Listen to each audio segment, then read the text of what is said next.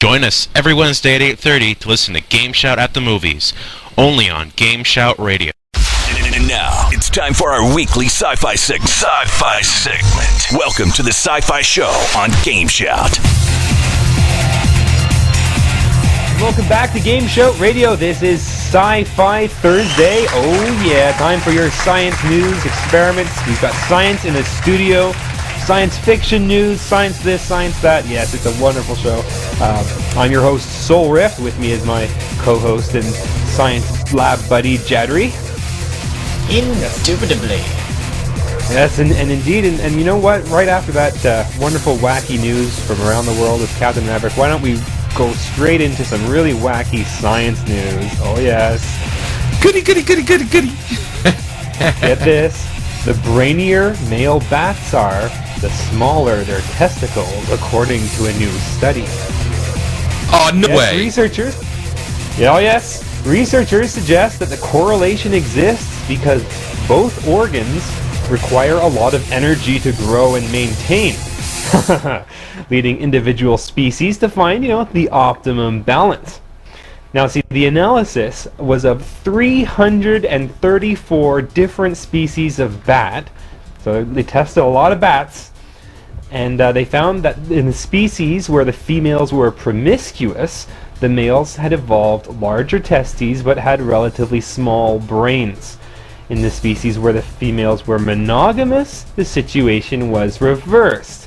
Now, doesn't that explain, how humans that's happen to why be so proportionate? It's all the women's fault.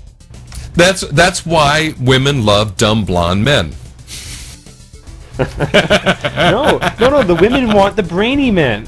Because the brainy men are more likely to be monogamous. The guys with the big testicles are more likely to be promiscuous. Yeah, but a lot of the women, they like to have a little bit of both, Oh, well, the thing is that they suggested that, because in the species with the promiscuous females, the males would require bigger brains in order to avoid being cuckolded, so they were really surprised in order to find the opposite. And they suggested that perhaps monogamy is more neurologically demanding. So that's the whole thing with bats' testicles. Well, I guess they haven't really done the same study on humans yet. It would be kind of amusing if they did. Yeah. I'm waiting for it to come out though. It's going to happen. It is. Oh yes. Well, they'll probably go on to other animals like monkeys, dogs, whatever to next. I'm sure they want to get their hands on as many testicles as they can. Ah, jeez. Did you have to? Well, okay. Well, jumping on to the next little biological exploration here. The female boxer has provided the first DNA for the first complete sequence of the dog genome. So I don't know if you've been hearing about all these efforts to make map the human genome. I don't think they've quite succeeded. Well, they've mapped finally the complete dog genome in a publicly funded consortium led by Kristen Lindbad-Taw of the Broad Institute in Cambridge, Massachusetts, and they used a shotgun sequencing technique to map the genome of Tasha, an inbred boxer. Now you see, the reason they picked an inbred dog was so that the genes would be very similar. See, the difference between inbred chromosomes are much smaller, making the sequencing of the dog easier. Now the process had to be repeated several times to ensure accuracy. So this study of Tasha's genome had 7.5 repetitions. So they went through the entire DNA sequence, which includes 2.4 billion letters of DNA, and 7.5 times in order to fully, work out all the errors and get this map of the dog genome. Now, they also compared several other dog genomes. They had done a scan of a poodle called Shadow, but they'd only recovered about 80% of that dog's gene. And these researchers are also going on to sequence smaller parts of genomes of 10 other dog breeds, such as the German Shepherd, the Beagle, Italian Greyhound, and closely related species such as the Grey Wolf and the Coyote. Now, they've cataloged some 2.5 million individual DNA differences between all these different breeds. So they're really figuring out just what genes and you know, make differences in different animals. Maybe they'll be able to make the ultimate breed of dog. Yes, and hopefully it'll also give them insights into what parts of the DNA gene affect what parts of the dog's development, and ideally apply similar techniques to human DNA, and allow researchers to, research just the parts of the gene that they need to look at in order to find cures for many genetic ailments, cancer, epilepsy, diabetes, Alzheimer's, many diseases like that. They're hoping that this research with the dog genes will allow them to more accurately map human genes and develop human cures. So that's also very, very interesting. Very interesting. Wow.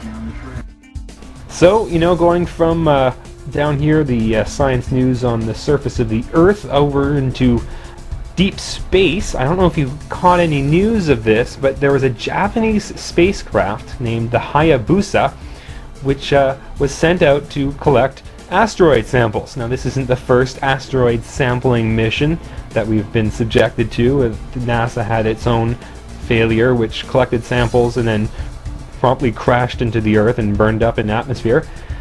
But and it seems like this mission hasn't quite been entirely successful either.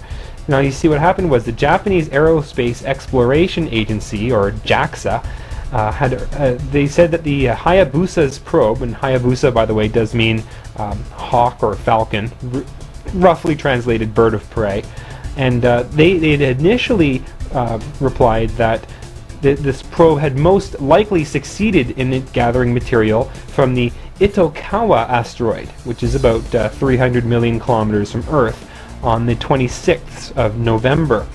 Now, the spacecraft was thought to have landed on the space rock for just 1 second and firing 2 metal pellets to throw up material, essentially firing bullets into the asteroid, and then that would throw material up for it to capture in its cone-shaped horn.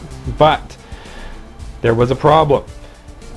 It's very likely now that yes, it's the problem happened because just before the landing, the spacecraft put itself into safe mode, where all unnecessary systems were shut down. Now, this occurred right after it suffered a fuel thruster leak, which caused it to move unexpectedly. So the ground controllers had to work for several days to try to recover control of the spacecraft before they could download the data from the touchdown.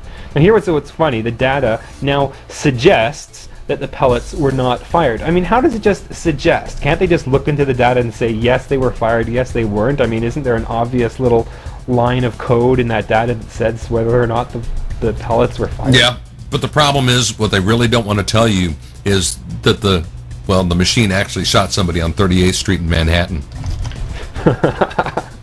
Well, not like it's responsible for a gangland killing, But they're still hopeful. They're still hopeful that there's a slim hope that the probe may have caught some dust from the asteroid when it collided with it. Oh, that'll be interesting. So, well. But I mean, even if it did manage to catch some dust, there's going to be some problems recovering it. The spacecraft's damaged thruster problem means that it may not be able to leave the asteroid by mid-December. And if it misses that window, it must wait another 3 years before the distance between the Earth and the asteroid is ideal for the return trip. Unfortunately, the spacecraft's battery is not designed to last that long. Oops. So we got to send up a 63 Chevy to jumpstart it, right? Well, Exactly. It's going to run out of gas. It's going to get stuck on that asteroid. It's just going to be flipping around the solar system, and all that money is going to be lost. Just how much money? Well, it was launched in the May of 2003, and it was developed with a budget of 2.7 billion yen, which is approximately $20. $100 million US. Rats. Which is still kind of pricey. A lot of money. Oh yes, it's more than I make in a year. And well, it was scheduled almost to more than I return to- buy me an Xbox with that, why don't you, Captain Maverick? Yeah, really. Well, it was scheduled to return to Earth in June of 2007, and the capsule would be launched and detached from the probe and land in the Australian desert. Hopefully they wouldn't have wired the battery backwards this time, and it would actually deploy its parachutes and not just plummet to its death in the middle of the desert and just crash and burn up all of its samples. Anyone remember a previous North American asteroid recovery mission? Area 51? No. Roswell, New Mexico? No. I don't know.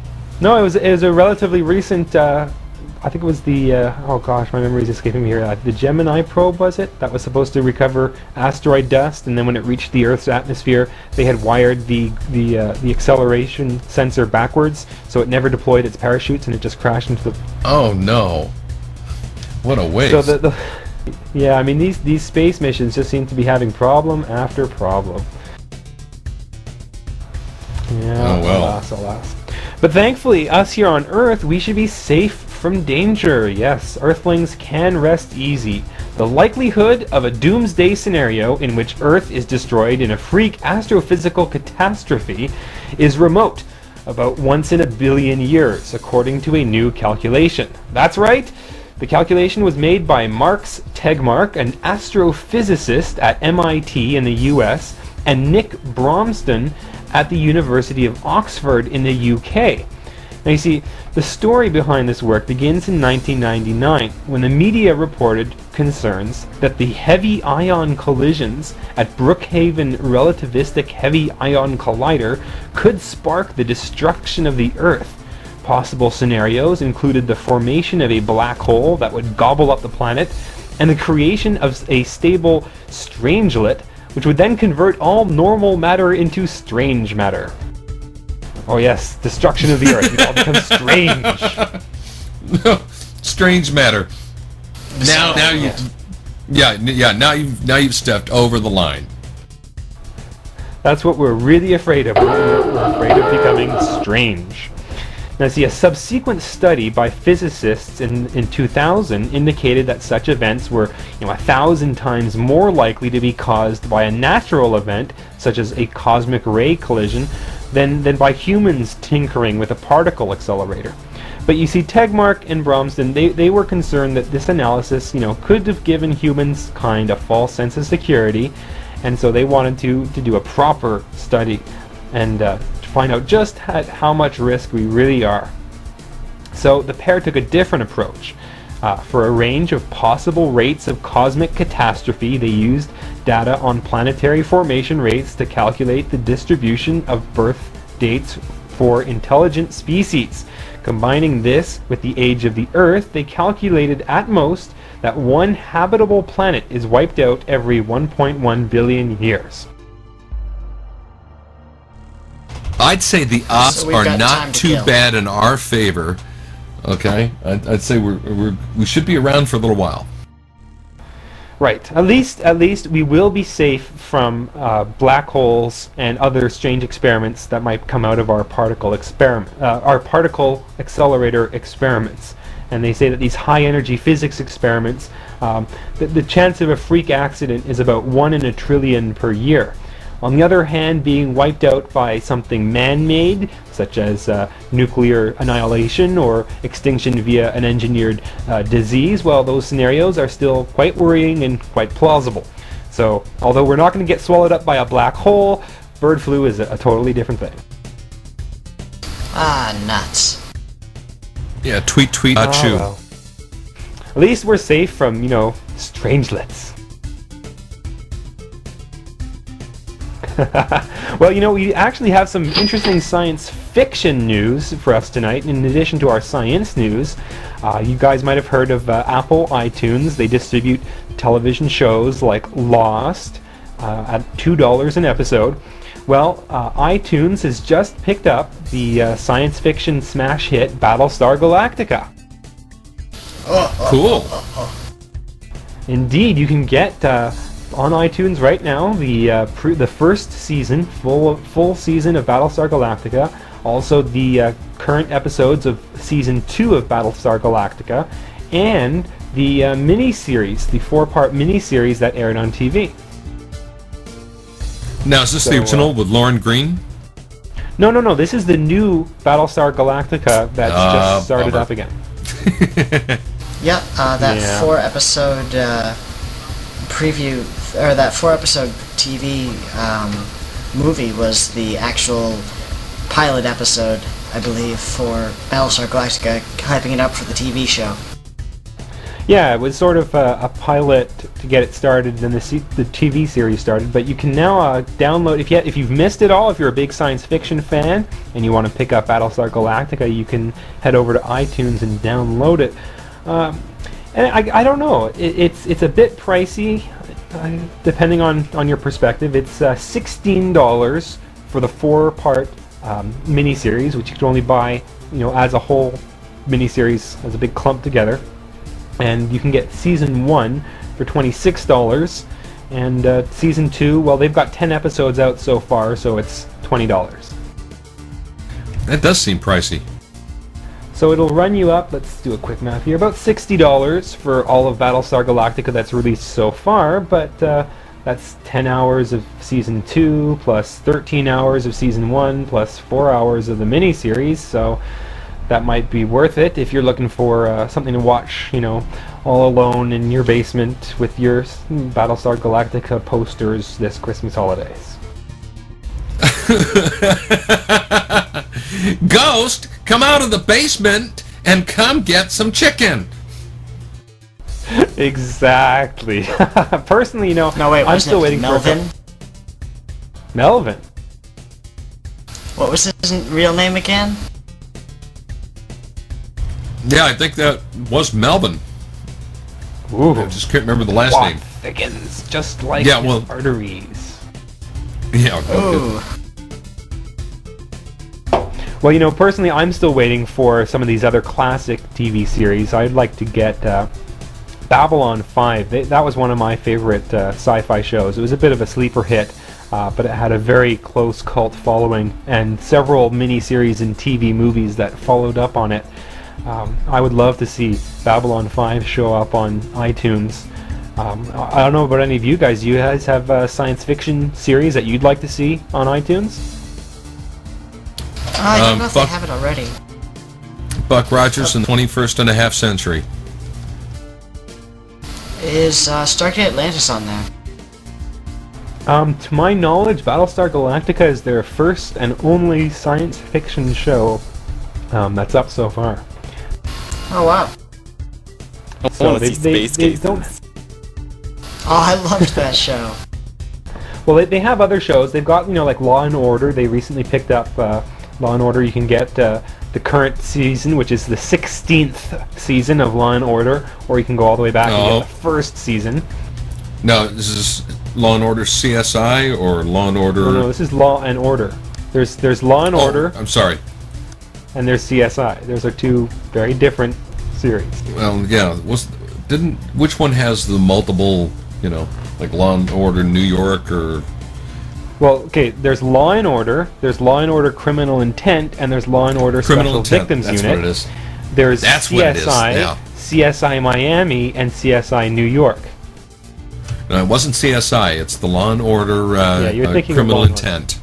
Criminal Intent. Yes, that's the guy with That's the my wife's ADV guy. favorite. Oh yeah. And Special Victims. That's the other one my wife loves. Right. She I actually sits there like and all solves 6 series. crimes but- all day. Now, you Yeah, can also but- get...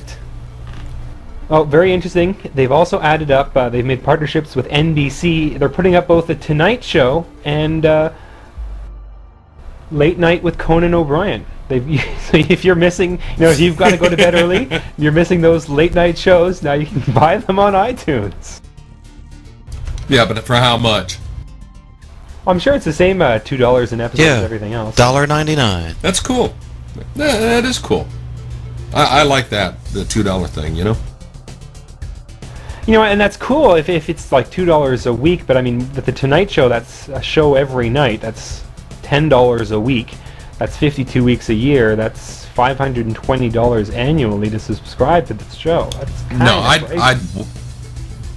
I would just watch it, if I was going to download one that I missed that I really wanted to see something over again. Or if you see something live on TV and you weren't thinking to tape it and you thought, oh, wow, I really wish I had that skit. Well, now you can download that episode.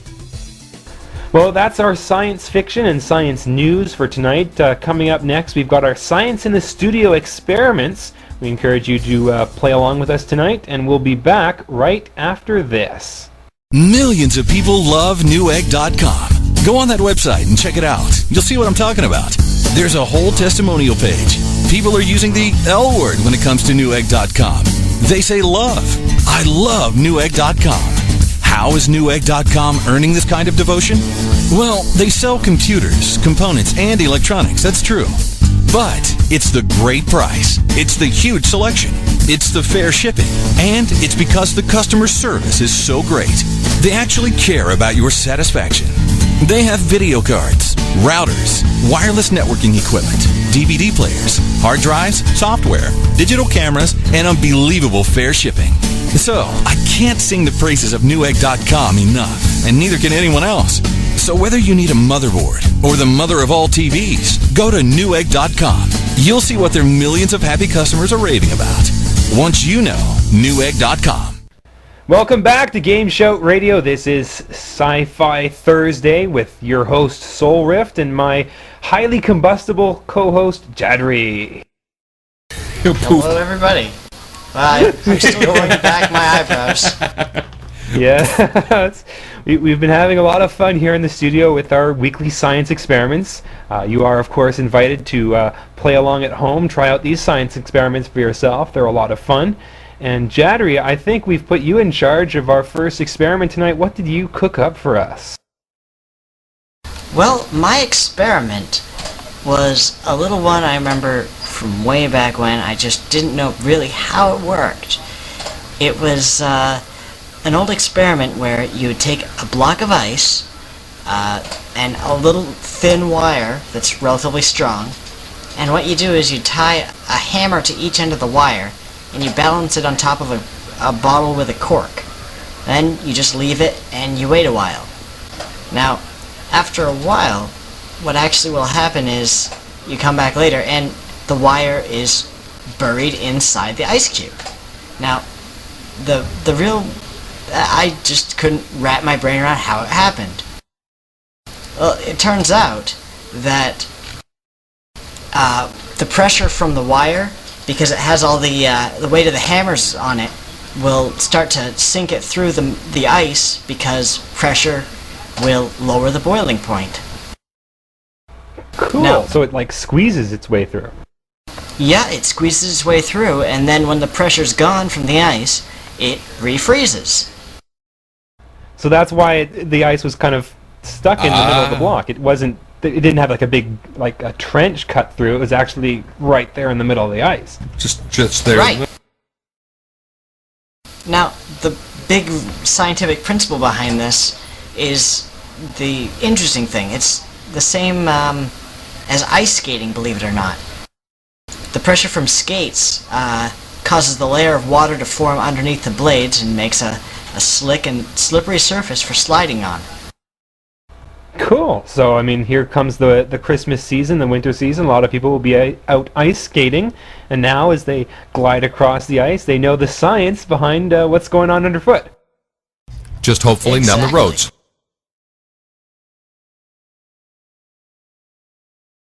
Sorry, I didn't catch that. I said just hopefully not ice skating on the roads. Oh, yes, yes. Make sure you skate on a skating rink. No, slip sliding away. There's storms going on all through the Ohio Valley snowstorms, and you should see all the ice storms that are being caused by it. And cars are skating all over the highway. It's awful. What a mess. Missouri, yes. What are this morning. snowstorms? That's right. You wouldn't know about those things, considering you're down here all the time. Okay, but every once in a while I get to go back up into Michigan, and they have snowstorms up there. Yeah, this white stuff that falls from the sky. It's cold. It becomes wet. Well, Andy, that's a very interesting science question, and we'd be happy to answer it. And as long as anyone else's science question, if you have a question about general interest or a science that you'd like answered, if you want to know what a snowstorm is or what anything else is, please feel free to send me an email at soulrift@gameshout.com, and we'll be sure to get back to you right here on the Science Show. And again, with our experiments just like this, with Jadri's ice skating experiment, definitely feel free to try these out at home. We've actually got a lot of very interesting emails and pictures from people who tried out microwaving CDs, which was our experiment last week. And it's definitely a lot of fun to try out these things yourself. If you missed our science experiment last week and you want to find out more about microwaving CDs, you can always check our podcasts at GameSHOUT.com. But well, my little science experiment, I didn't have too much time to throw anything interesting together, but I picked one of my favorites from it's something very easy to do, and you probably have all the ingredients at home. All it takes is a little bit of cornstarch and a little bit of water. When you mix these together and you make a goopy mess with them, it's what's called magic mud. Now, I'm not going to tell you what happens when you mix water and cornstarch together, but I will encourage you. Cornstarch. Mix water and cornstarch together. If you get just the right ratio of these two, you get something called magic mud. Now, why it's called magic, I'll leave that to you to describe. But the first user, the first listener who does this experiment and can explain to me why magic mud is so magical and so cool, and emails me their scientific reply about how this works to soulrift@gameshout.com, we'll get a GameShout t-shirt. So this is definitely an exciting chance to participate in our Science in the Studio and in your own home. Isn't that awesome? I'm doing it. I'm gonna go make that magic mud right now. Just not anywhere near your keyboard, please. It is very muddy. Oh, okay. Oh, it is. So those are our Science in the Studio experiments. We've got, of course, the science news, and if you have any science questions, you can send those in my way. Jadri, did you have anything else you wanted to add? Well, not really. Just send me pictures of your experiment that I did, if you want to, and Soulrift will pass them on to me. Just email him. Yes, and of course we can post them up on the web. If you get a very nice set of hammers connected to wires right through the middle of a ice block that you want posted on our forums, you can go post there. Remember, everything's available at www.gameshout.com. This has been Sci-Fi Thursday, and up next is the console reviews right here on GameSHOUT.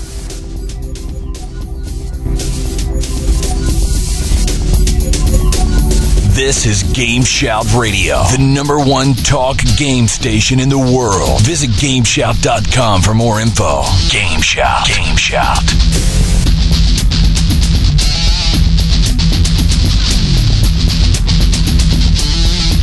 Oh, you caught me